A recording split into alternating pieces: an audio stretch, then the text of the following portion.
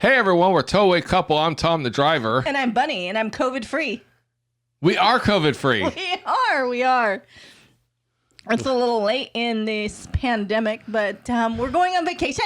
We're going to Jamaica. And we had to have negative COVID tests. Yep, so we got our COVID test yesterday. Yep. And we got our results back within an hour that were negative. Negative. You know, somebody actually, I posted a picture that we're COVID test. We're going to Jamaica. We got our COVID test back and they're negative. And someone says, "Are you vaccinated?" If I was vaccinated, why would I need a COVID test? You have to have a COVID test to go to Jamaica. But why be vaccinated then? I don't know. Okay. So anyway, we are COVID free. We are. For right now. Until we come back Until from we come Jamaica. back from Jamaica. Or not come back from Or Jamaica. not come back. If we don't come back from Jamaica, we're in a world of hurt then. If you see a video from this room with white walls and we're like... All right, so we're going to talk about diesel clean. We are. Okay, so this stuff here, check this out. I gotta turn it around. I gotta get up to the camera. Oh, does that look good? Let me poke my head around here. I look good. You look good, but I see me over here. I do. No. I look no. like No, do it like this. Right there. There you go. No. Right there? Right there. Right there. Okay, so diesel clean. Oh my God. Okay, so we've never owned a diesel before. Our truck. No. We've always had gasser trucks, anywhere from quarter ton to F-250s and stuff like that. And we just got our diesel in 2017. Just. Well, I mean, it's been running great. We've always gone to reputable fuel stations. We've never gone to the little corner fueling station. I won't even say in any city because I don't want to offend anyone, but you know those gas stations you don't want to pull into because you're going to get offered crack or prostitution or something like that. You mean any truck stop? All right, you got me on that one. But okay, so But you know what, going back though, yeah, our truck is 4 years old.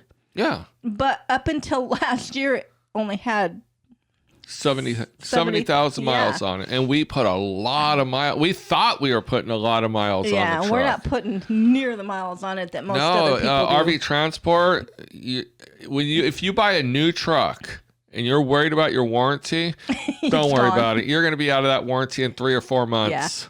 Yeah. We literally in 4.5 months put 100,000 miles on our truck. And that's not running hard like a lot of people. No, some of these people have 600,000, 700,000, 800,000 miles on their trucks, and they've only had them for a couple, 3 years. I've talked to somebody that had 900,000 miles on their truck. And how many years? I think it was only like 4 or 5 years old. Yeah. So if you're going out buying these new trucks, figure you're going to burn that warranty. If you're buying the way I look at it, if you're buying a truck specifically for hauling RVs, don't even pay the extra $4,000 or $5,000 for the warranty. Well, it's okay to have because and I'll tell you what I'm seeing. Okay. Most problems happen within the first 40,000 miles. Right, but also... But don't buy the extended warranty. That's what I'm saying. Okay, it comes with 80,000, most of them. Right, but don't pay for the extra 120, up to 100 to 125. Because what I'm seeing, and because you got to understand, we're in a hotel, especially in Elkhart, Indiana, that is nothing but transporters. Right. I mean, literally, no one else is going to stay there but transporters. So you're talking to the same people, do the same line of work. If there's a breakdown between 80 and 120,000 miles, whether they have a warranty or not, the warranty is not covering it. Right. For what we need. Wheel bearings and stuff like that. But we're also talking only 40,000 miles. You're going to bust through that in 2 to 3 months. Yeah. First couple months. So we experienced kind of an issue. Our grid heater is bad. Yeah. And the Dodge dealership wants almost $1,800 to fix it. The grid heater itself, I could buy on Amazon for $125 or $150, but everyone is so scared. It's one bolt, and they call it the bolt of death. And they say if you break that bolt, you're into it for a sleeve and a cylinder sleeve and a piston, all kinds of stuff. And I am petrified. Right. I am just scared to death. And I just don't want to spend $1,800. And the grid heater is probably the most crappiest component on the Cummins engine because it just heats the air up. Yeah. And it's really only good for negative temperatures. So up to 0 degrees, you could start the truck. It'll chug for a second, but it will actually start. Mm-hmm. And below, it'll help with the heating. Right. Because there are no glow plugs on a Cummins as far as I know. Yeah, but also too, most of the hotels that we're going to, you can rent A block heater. A block heater for like less than $5 a night. Yeah. So if you want to keep your oil and everything all right, yeah. Thinned out and everything. But now I have my little tester so I can read the codes. And my truck, every time it's below 60 degrees, first thing it checks for is the grid heater, and it every like 10 startups, it'll check the grid heater, and if it's below 60, it'll trip my check engine light. I go into the code reader, I see what the code is, I know what the code is, I know it's all the mechanics, everyone says it's a grid heater, don't even worry about it, delete it, get rid of it, you don't even need it. So I reset the check engine light using my meter. I keep it in the center console of my truck, and I don't want to get pulled into a weigh station and have a check engine light on. Right. So definitely get rid of that. Yeah, so I make sure that everything is reset. But I reset it too because if something else trips the check engine light, I want to be able to know. So if the check engine light's already tripped, it wouldn't notify me. No. It'll just show additional codes. That's all it's Right. going to do. It's not going to bing. It's not going to do nothing. The light's already lit up. But when you reset it, when the light comes on, it bings. So one day we were driving and Bunny was driving. It actually did start when we found out that the grid heater was out is when actually the problems kind of started. Right. Because we couldn't figure out why the truck was like chugging, and then all of a sudden the light came on. Well, I think it was like 22 degrees. It was our first trip back. Right. In the springtime. It was 22 degrees, and that's when we knew the grid heater was out because the truck kind of chugged. It kept running. It chugged hard. But after about 10, 15 seconds, once I hit the accelerator, right, it cleared it right up. And then there came on the light, and then, the research, and we found out that that's what it was. Right. So, the grid heater tripped the light, and I was taking a nap and Bunny was driving, and she was probably driving for 3 hours. We had stopped and gotten fuel. Yes, we did. At a place we normally don't get fuel from. No, we usually only stop and get fuel at the big boys. Oh, no. So it was a Pilot. No, it was not. No. It wasn't? Nope. It was that one, I don't even know the name of it, like Rockets Red Glare or something like that. It was in the middle of nowhere. It was a big truck stop. It was a big truck stop, It wasn't but a Pilot or Flying J. We normally go to Pilot, Flying J because we like to get the free showers. So there was no Pilots or Flying J's, and they had nor Loves or nothing, TA or anything but like that. But they had good prices. They did. But it was a big truck stop. It was, but it was an individually owned truck stop. Right, but what I'm looking at when I see a big truck stop and all the diesel's filling up, I see a lot of turnover in fuel.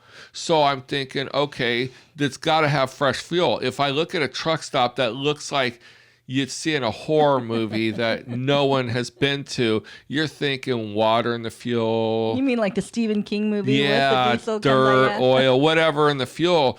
I won't go to those if they don't look like they've been replenished enough. Correct. Okay, so we get the fuel, and Bunny's driving down the road, and the check engine light comes on.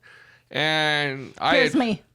Yep, she wakes me Babe, up. This like 3 or 4 hours into the drive. We got a problem. And she goes, I don't know if it's the grid heater, but usually the grid heater, okay, so I know because she's driving the truck, there's another problem because the grid heater only does it at startup. If it doesn't trip the check engine light immediately within 10, 15 seconds after startup, it's not going to trip it because it doesn't actually check for it after that. And in the manual, it says it only checks the first 10, 15 seconds, and after that, if it's good, it's good. So I'm like, oh shit. And she goes, are you ready to drive anyways? And I said, yeah, that's fine. And so we pulled over on the side of the freeway because being a check engine light, we didn't want to go all the way up to an off-ramp or something and have a bigger problem. I mean, if it was the fuel pump or something. Yeah, because that's the first thing you said. You're like, how's it running? I'm like, it's running fine. It just came on. Yeah. So it could have been the fuel pump. It could have been injectors. It could have been anything. And the fuel pump, you get metal shavings. That's what I was afraid of. So we get pulled over, and I check it, and it was my left or right bank catalytic converter or catalyst or something. I don't remember what it was. I did take a picture of it. So if I can find that picture, I'll post it, but I doubt it. I probably deleted it. But one thing, though, too, you got to understand, we're from California. So every damn vehicle in California has every emission control that you can have. Right. So when we see catalytic, like we're freaking out that it's going to be like a whole catalytic converter system. We're looking at $2,000 in clogged catalytic converter. So this guy I'd been talking to, he's very knowledgeable, has like 15 Ram trucks and has drivers driving for him. And we were actually on our way to buy tires from him that he had pulled off of another truck. And I messaged him the image. And I said, hey, have you ever heard of that? And he goes, yeah. He goes, he knew right away what the problem was. And he goes, you got like one of a couple problems. He goes, one of three problems. One, you got water in your fuel. So you probably went through a bad truck stop. He goes, you probably have dirty fuel, which could be clogging stuff. And he goes, the other one was I think it's. All right, old man, put your glasses on. I gotta get my glasses on, but it's the cetane. He goes, if it's low on cetane, and I'm like, what the heck is cetane? He goes, that's like octane booster for a gas car. He goes, and that's very common. So we started reading up, and we got the little bottle. Little bottle does 100 gallons. Don't even look at me on that. Well, we got a 50-gallon or 60-gallon external tank. So with all the baffles and everything, I figure it holds about 50, 55 gallons. So we started doing the research, and even the guy said, take the small bottle, 16-ounce bottle, and dump the whole bottle into the tank. Double it up. It won't hurt anything. And that should clean out your problem. But then use a half of a small bottle for every time you fill up the auxiliary tank. And I have been doing that faithfully. Yes. I don't know what happened, but all of a sudden, my truck ran 100 times better. I thought it ran great already. This thing puts us in the seat now. And what we did notice is the whole back quarter panel right where the exhaust is turned white. And we're thinking that's all that bad stuff. It was, I guess, clearing it out. Has molecules or molecular structure that encases things so it doesn't burn or doesn't do something. And it forces it through the ejector, through the piston, out the exhaust. And that's what we are seeing out in the side of the truck. My black truck is now white or gray. But there are many, many additives. Yes. Luke, so it depends on who you talk to. This one says it's endorsed by Cummins. So when I talk to people about it, the Ford people at the Duramax go, but that's Cummins. It doesn't really matter. It's just endorsed by Cummins. It cleans the fuel pump. It cleans the injectors. It adds cetane, octane boost to the fuel. It dries up the water and kind of cleans up the dirty fuel. And before we even put it in there, I did while we were driving. I did all kinds of research on it, and people are using it from day one, the minute they get it off the lot. I wish I would have known that. Well, the biggest thing for us was the fuel mileage increased. Stop Sorry. hitting the table. I'm getting my point across. Bunny likes to talk with her hands and she hits the table. It's the German in me. Yes. So when we first got our truck, we were getting about 23 to 24 miles to the gallon unloaded. Correct. And we were getting about 12 to 14 miles per gallon with we have a 40-foot fifth wheel, fully loaded. It comes out to about 15,500 pounds. Maybe 16,000 pounds. Depends on what we have in there. Depends on if we have the Harley and the golf cart or just the Harley.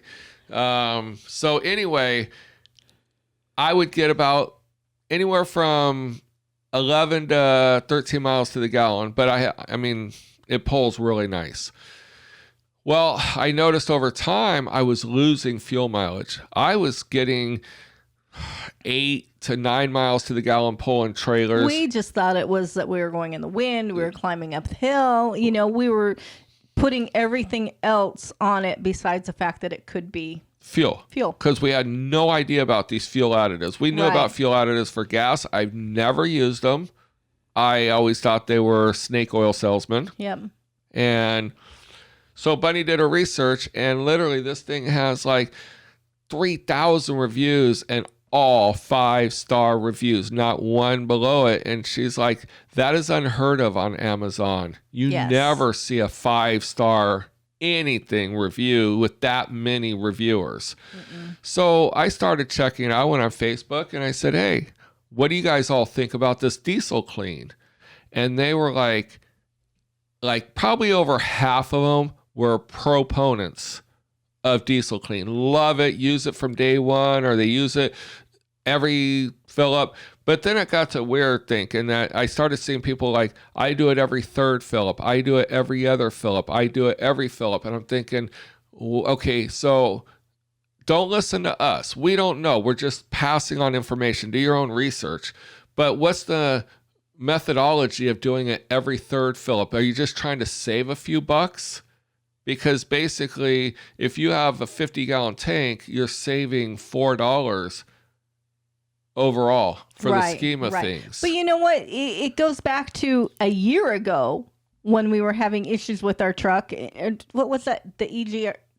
What did we have to pay $800 to have cleaned? Oh, the EGR clean, because it was dirty, because I wasn't getting on it. Yeah, he literally told Tom, stop driving your truck like an old man. He goes, get on the throttle and blow all that bad shit out. Well, guess what? It does it for you. Right. Without getting a ticket. So there's Lucas Oil has a fuel additive. A lot of people swear by Hot Shots. Hot Shots has fuel, transmission, oil. We've used Hot Shots in our RV because we got water in the gas tank. In the gas tank for the generator. But that was we drained everything and then we filled up the tank and put that in to get any residue off and everything. And our generator hasn't run better. It's been great. Yep. So I don't have any experience on the Hot Shots or Lucas or any of the other brands people will swear by. Like they say, if you find something that works for you, keep using it. Yeah. So this comes out to I don't know, it's a big bottle.